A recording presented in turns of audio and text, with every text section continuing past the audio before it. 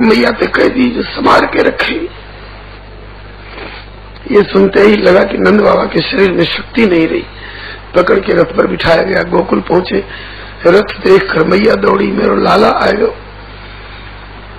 देखा कि लाला तो नहीं आया, बल्कि महर को भी हाथ पकड़ के उतारा जा रहा है। मैया घबरा गई। महर लाला, जो सुनी लाला नहीं आया तो मूर्छित होकर मैया गिर पड़ी। छींट देकर पंखा जलकर होश में लाई गई। कहा लाला नहीं आया। फिर समाचार सुनाया गया, जसोदे घबराओ नहीं, लाला जीवित है, सुरक्षित है। लेकिन कुछ आवश्यक काम बस रह गया। श्री सूरदास जी ने सुरसागर में एक बहुत सुंदर भाव दिया है। कहते हैं कि लाला नहीं आए और आप चले आए। आपने दशरथ जी की कथा नहीं सुनी थी? दशरथ जी ने सुनी, लाला नहीं आए, दशरथ जी ने प्राण त्याग दिए। आप कैसे पिता है जो लाला नहीं आए और आप चले आए? श्री नंद जी ने भी बहुत भावपूर्ण उत्तर दिए हैं। मैं लाला ने कही है कि आऊंगा, आवे वो बात को धनी है कन्हैया। और अगर हम तुम शरीर छोड़ देंगे तो हमारे तुम्हारे विरह की चोट लाला के हृदय पर लगेगी। 14 वर्ष के बाद जब लाल जी लौटे, जब पिताजी को नहीं देखा तो रामभद्र के हृदय पर वज्र सी चोट लगी। ऐसे ही हम तुम नहीं रहेंगे तो हमारे वीर की चोट लाला को लगेगी। लाला की वीर की चोट हम सह लें, लेकिन हमारे वीर की चोट लाला के हृदय पर ना हो। इसलिए हमें जीवित रहना है। जसोदे, सारे ब्रजवासियों को जीवित रहना। निकल गए होते प्राण, लेकिन अवधि आश सब राखई प्राण। इधर श्याम सुंदर का उपनयन संस्कार हुआ। यज्ञोपवीत धारण करके जदकुल के आचार्य श्री गर्गाचार्य से गायत्री मंत्र की दीक्षा जनेऊ धारण करके, और ये गुरुकुल में पढ़ने के लिए उज्जैन सांदीपनी गुरु जी के यहाँ गए। श्री सांदीपनी जी ने गुरु जी के संकट की हालत में बचपन में ऐसी सेवा करी थी, सब छोड़ के भाग गए थे और इनने अकेले रहकर सेवा करी थी। इसलिए गुरु जी ने आशीर्वाद दिया था, बेटा संकट के समय में सब हमें छोड़ के चले गए, तुमने मेरी सेवा की अकेले रह करके, मैं तुम्हें आशीर्वाद देता हूँ। तुम्हें पढ़ने की जरूरत नहीं है, तो बिना पढ़े सारी विद्या तुम्हारे हृदय में प्रकट होंगी और तुम गुरु बनोगे। और ऐसे वैसे गुरु नहीं, ऐसे गुरु बनोगे कि विद्यानिधि परमात्मा तुम्हारे विद्यार्थी बनकर तुम्हारे यहाँ पढ़ने के लिए आएंगे। इसीलिए उस संदीपनी गुरु जी ने जो आशीर्वाद दिया था उसको सत्य करने के लिए ठाकुर जी दोनों भैया न मथुरा पढ़े न काशी गए।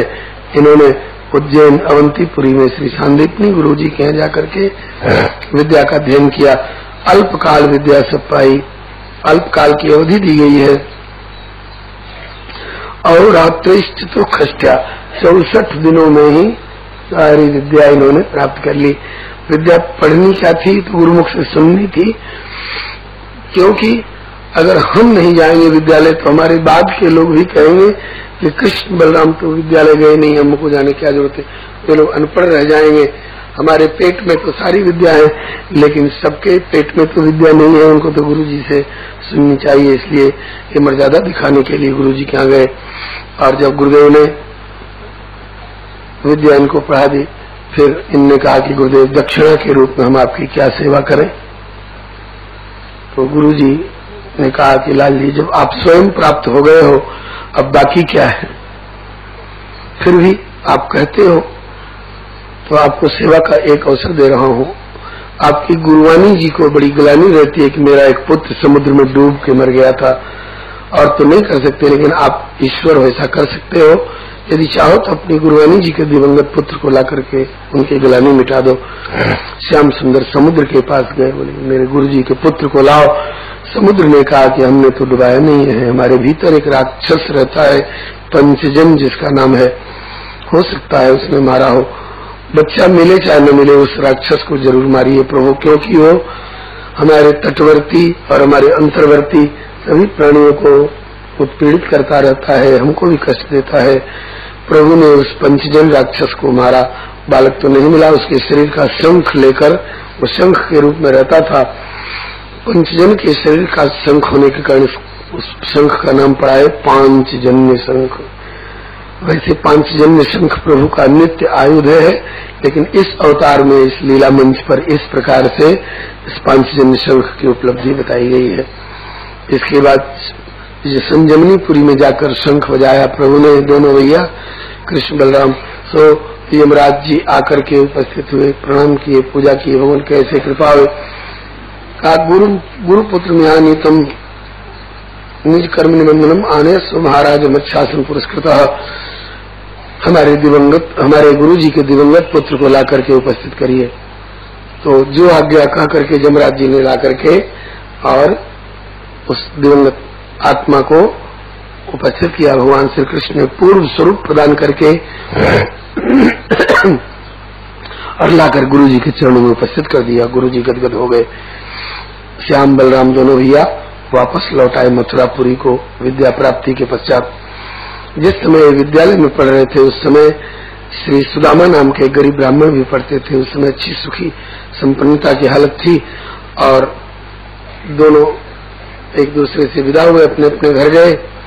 अब आगे के अध्याय में श्री सुखदेव जी कहते हैं कि श्याम सुंदर ने उद्धव जी को ब्रज में भेजा। वृष्णि नाम प्रवरो मंत्री कृष्णस्य दयित सखा शिष्यो बृहस्पति साक्षात उद्धव बुद्धि सप्तमा। ये उद्धव जी भी उसी वंश के हैं जिस वंश में भगवान श्री कृष्ण प्रकट हुए हैं। वंश की कई शाखाएं, कई पीढ़ियां होती हैं, तो उन्हीं की एक शाखा में श्री उद्धव जी हैं और बड़े बुद्धिमान, बड़े विद्वान। इन्होंने देवगुरु बृहस्पति से विद्या पढ़ी है। यह तो ठीक है, विद्वान होना अच्छा है, लेकिन विद्वत्ता का अभिमान होना अच्छा नहीं है। ज्ञानी होना अच्छा है, लेकिन ज्ञान का गुमानी होना ठीक नहीं है। उद्धव जितने विद्वान है उससे ज्यादा अभिमान है इनको। उद्धव जितने ज्ञानी है उससे ज्यादा ज्ञान का गुमान है इनको। ऐसा गुमान है ज्ञान का कि कभी कभी श्याम सुंदर को डांट देते, फटकार देते। कन्हैया, सारे संसार को सिखाते हो कि कहीं आसक्ति, मोह, ममता नहीं होना चाहिए। आसक्ति बंधन का कारण बन जाती है और अपने इन ब्रजवासियों के प्रति इतनी आसक्ति, इतना मोह, इतनी ममता, ये बात अच्छी नहीं है। तो श्याम सुंदर मन ही मन हंसते कि इसको अपने विद्वत्ता का इतना अभिमान है और कि ये मुझे मोही कह रहा है। इसे भी मोह और प्रेम में अंतर ही नहीं मालूम है। श्याम सुंदर ने कहा कि भैया मैं दोनों तरफ से लाचार हूं। लोक में भी कोई प्रेमी उत्कट प्रेम पूर्वक अपने प्रेमास्पद को याद करता है तो उनको भी उनकी याद आती है, और मैं तो दूसरी तरफ से और लाचार हूं। मैंने प्रतिज्ञा करी है ये यथा माम प्रपद्यन्ते ताम तथैव भजाम्य हम। जो जिस भाव से मेरे शरणापन्न होकर मुझे भजते हैं मैं भी उनको उसी भाव से भजता हूं। तो जब ब्रजवासी मुझे याद करते हैं प्रगाढ़ प्रेम पूर्वक तो मैं उन्हें कैसे भूल जाऊं।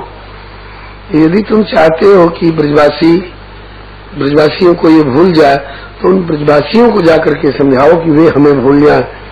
जब वे हमें भूल जाएंगे तो मैं भी उन्हें भूल जाऊंगा। नहीं तो ऊधो मोह ब्रज बिसरत नाही, हंस सुता की सुंदर कलरव और कदमन की छाई। वे सुरभि वे बच्छ दोहनी खिरत दुहावन जाही, ग्वाल बाल सब करत कुलाहल नाचत बैगल माही। यह मथुरा कंचन की नगरी मणिमुक्ता जही माही, किंतु जब सुरत आवत ब्रज सुख की जी उमगत सुधि नाही। अनगिन भांत करी बहुलीला यशोदानंद निवाही, सूरदास प्रभु रहे मौन गई यह कई कई पछताही। यूधो मोहि बिजरत ब्रज बिसरत नाही। अगर ये चाहते हो कि इनके हृदय से ब्रजवासियों की याद निकल जाए तो जाओ उनको समझाओ कि वे मुझे भूल जाएं। ऊधो ब्रज को गमन करो, मेरे बिना बिरहिनी गोपिका तिनके दुख हरो।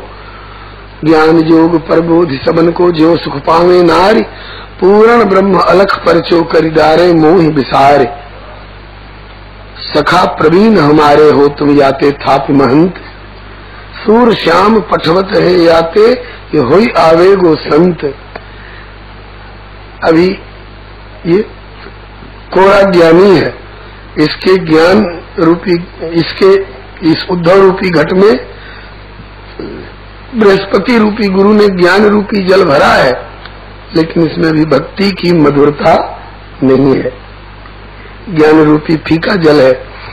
जब ब्रज में जावेगा और ब्रज गोपियों की कृपा हो जाएगी, श्री जी की कृपा दृष्टि पड़ जाएगी, तो ये भी प्रेमी हो जाएगा। राम प्रेम बिन सोहन ज्ञानो, कर्णधार बिन जिमि जलयानो। बोले गच्छोद्धव ब्रजम सौम्य पित्रो नौ प्रीतिमावह, गोपी नाम मद योगाधिम मत संदेश विमोचय।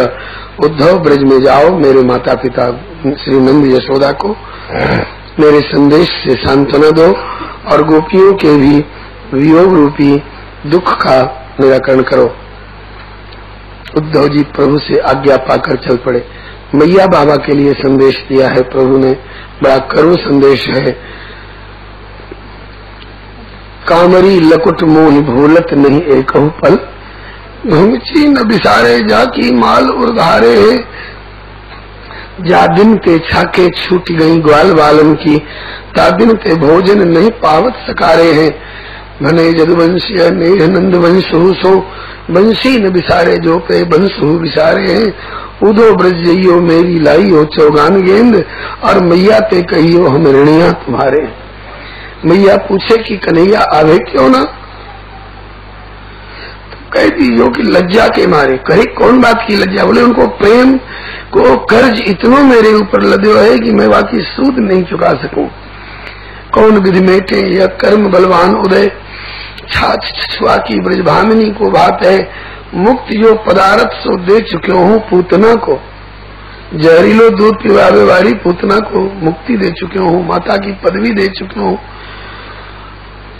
तो क्षणिक जहरीलो दूध पिवावे वाली को माता की पदवी और धाम दियो हूँ, और 11-11 वर्ष तक लाल लड़ाए में वाली मैया यशोदा को कहा दूंगा मुक्ति जो पदार्थ सो दे चुके हूँ पूतना को, और दूंगो जननी को कहा याते पछतात है। विधि ने बनाई आए कौन विधि में टेताए, ऐसे कर सोचत रहत दिन रात है। उदो ब्रज जइयो मेरी मैया ते बुझाए कहियो, जापे ऋण बाढ़े सो विदेश उठ जाते।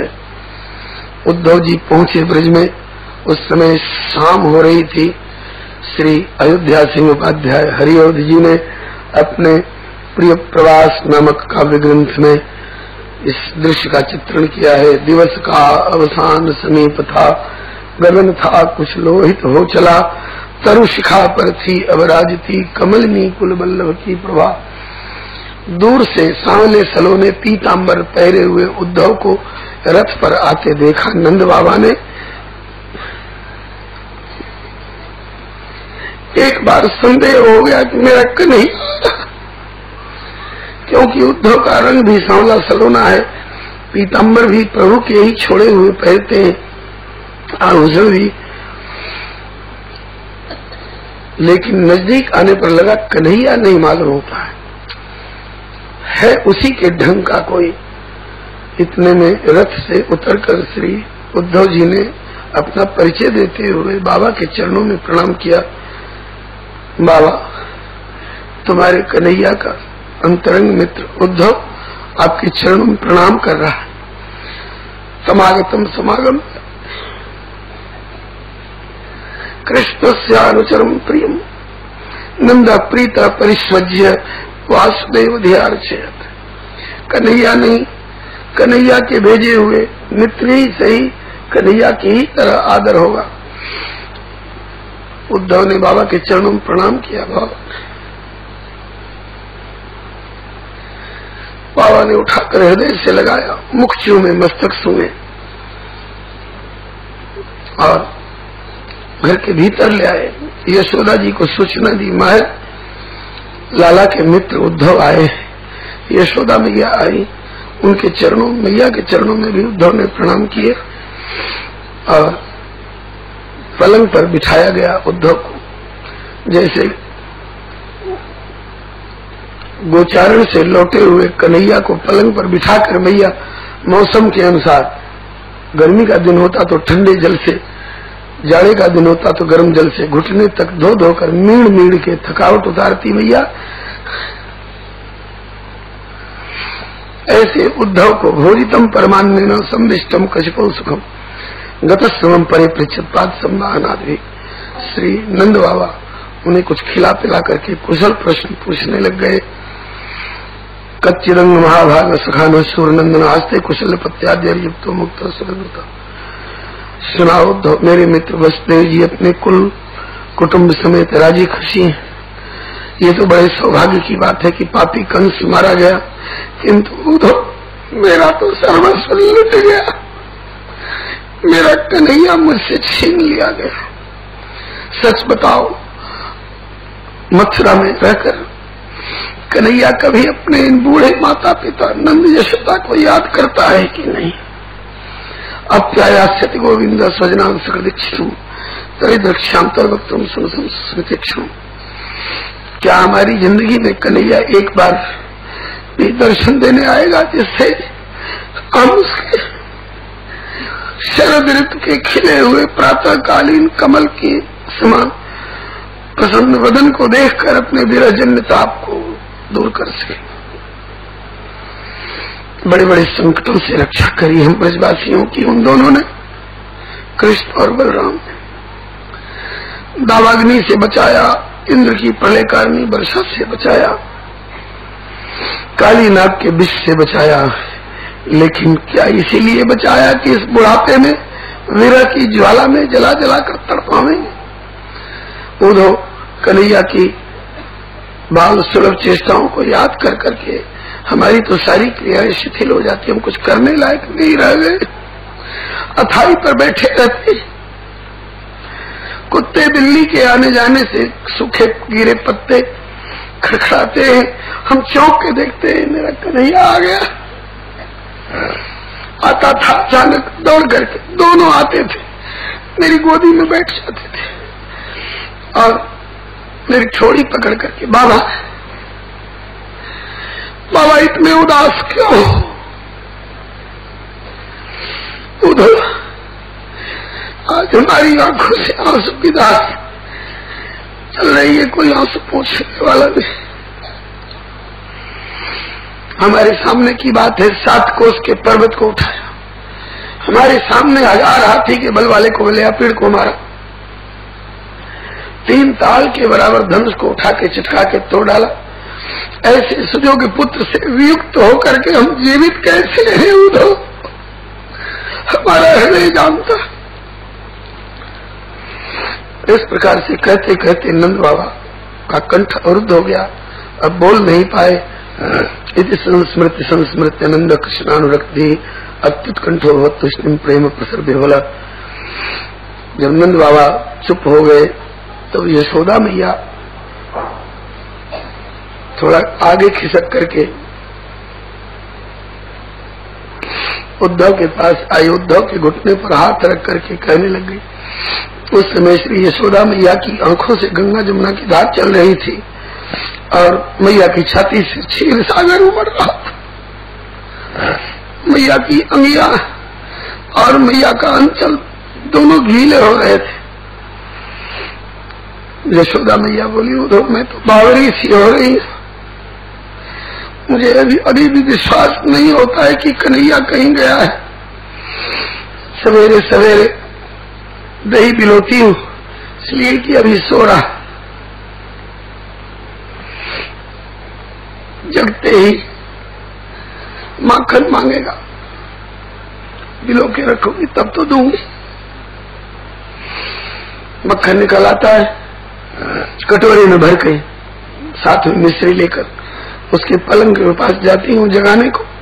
जब पलंग पर नहीं दिखाई पड़ता है, संदेह होता है शायद पड़ोसिन के घर में जाके कुछ उदम कर रहा हो, कोई माखन मिश्री का बड़ा कटोरा लेकर घर घर पूछती, बहना मेरो कन्हैया तेरे घर में आके कछु उदम तो ना कर रहा, कछुआ चकरी करे तो। वो गरीबनी को इकलौते बालक से कुछ की क्षमा कर दीजिए। जो कछु तेरो नुकसान करे वो कन्हैया से कछु मत कहियो, मोते वाते दोनों चौगुनों ले लीजिए। गोपियां पकड़ पकड़ के घर मिलावे, मैया घबराओ नहीं, कन्हैया आवेगो, कन्हैया आवेगो, कहूं बाहर गए हो।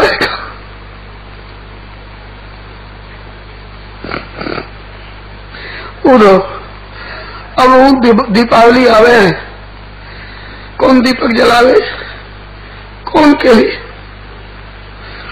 पार पड़ोसी जुट करके हजार हजार दीपक जोड़ दे तो अभी मेरे घर कौन दे रो, दूर नहीं हो तो मेरे घर को, मेरे कुल को दीपक, जब यहाँ नहीं रहे हो तो मेरे घर को अंधेरों कैसे दूर हो सके।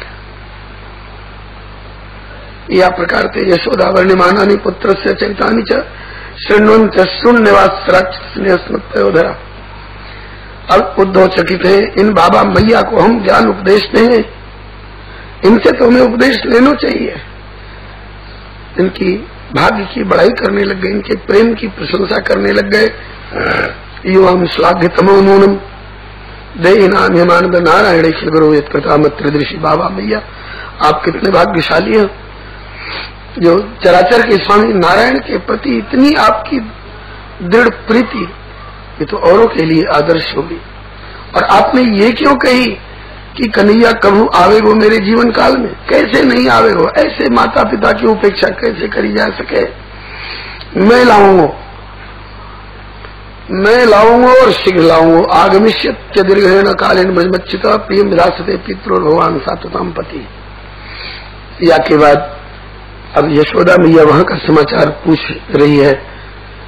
बोलो उद्धव, मैं सवेरे सवेरे जाड़े का दिन होता तो गर्म जल करके रखती, कन्हैया के जगने पर गर्म जल से उसका मुंह धो करके और अपने अंचल से मुंह पोंछती।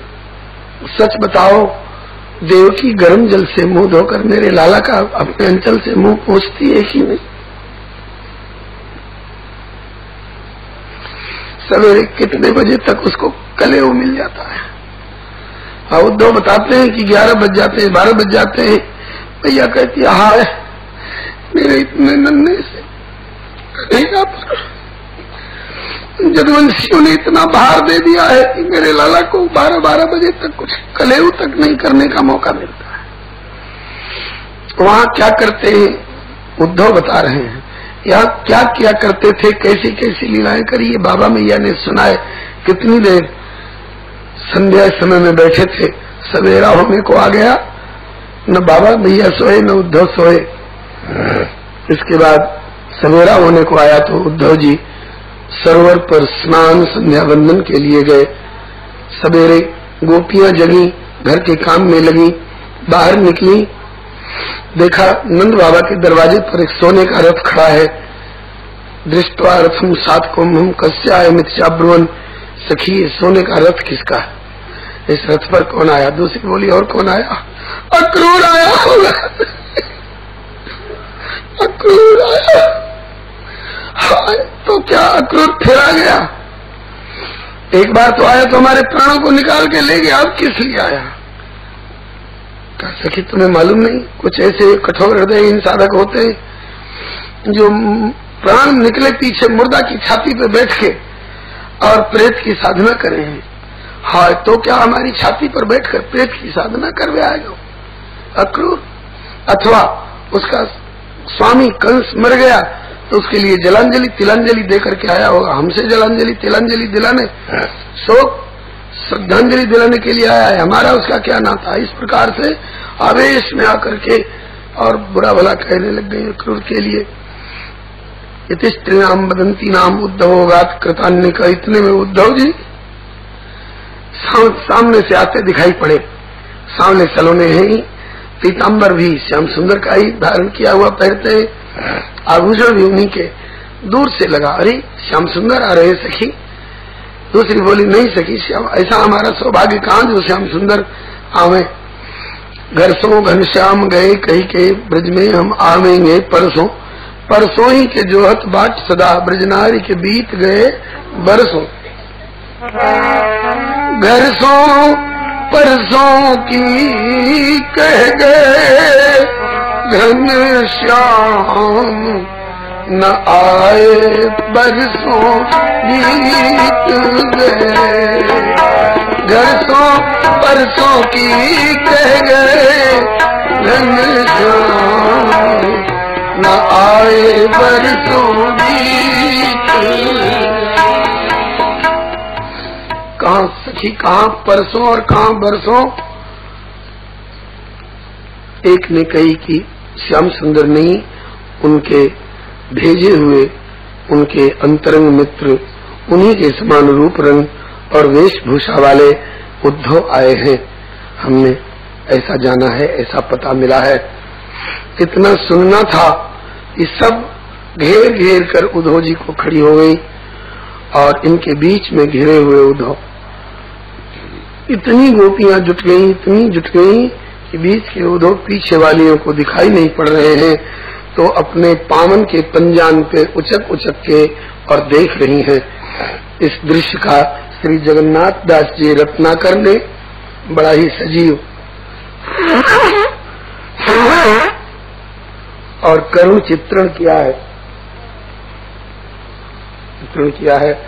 भेजे मन भावन के उद्धव के आवन की सुधि ब्रज गावन में पावन जबे लगी। कहे रत्नाकर ग्वालिन की झोरी झोरी, दौरी दौरी नंद पौरी आवन तबे लगी। उचकी उचकी पद कंजन के पंजन पर पेख पेख पाती, छाती छोन छपे लगी। हमको लिखो है कहा, हमको लिखो है कहा, हमको लिखो है कहा, कर्ण सोए लगी। उदो देखो मेरो नाम ललिता है, मैं पढ़ के सुनाओ, मेरे लिए उनने कहा लिखो।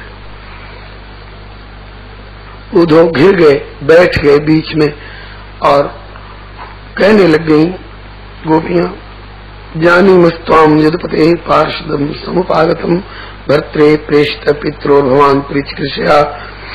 आपको अपना परिचय देने की जरूरत ना, हमें पतो पड़ गया है कि आप श्याम सुंदर के भेजे हुए आए हैं कछु पत्र संदेश लेके, और आप उनके अंतरंग प्रिय मित्र हैं। उनने संदेश पत्र अवश्य भेजे होंगे, लेकिन कौन के लिए? हम बारन के लिए। मैया बाबन की याद आई होगी, मैया बाबन के लिए भेजे होंगे। हमारे लिए क्यों याद करेंगे?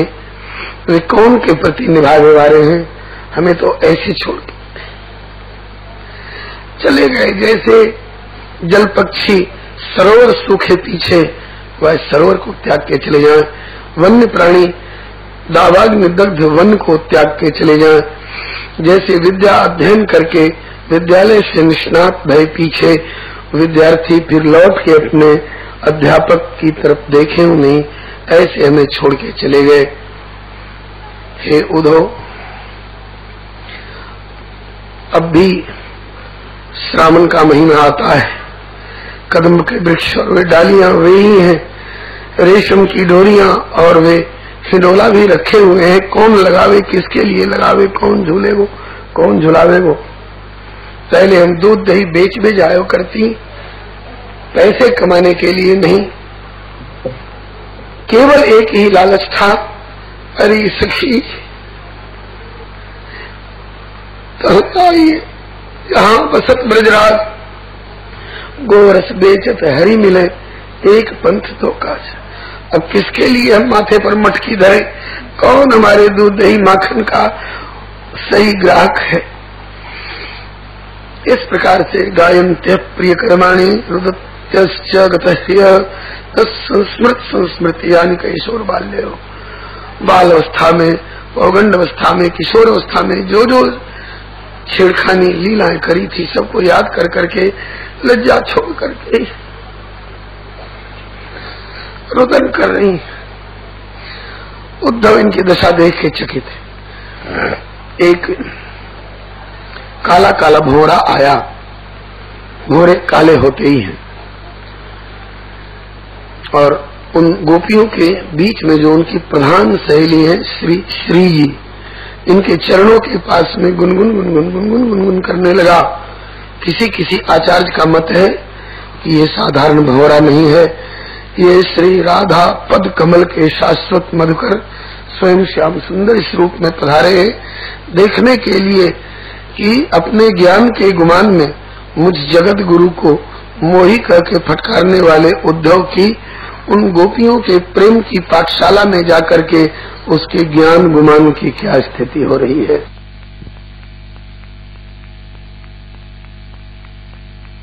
YouTube चैनल श्री हरे नमः को लाइक, शेयर, सब्सक्राइब करें। धन्यवाद।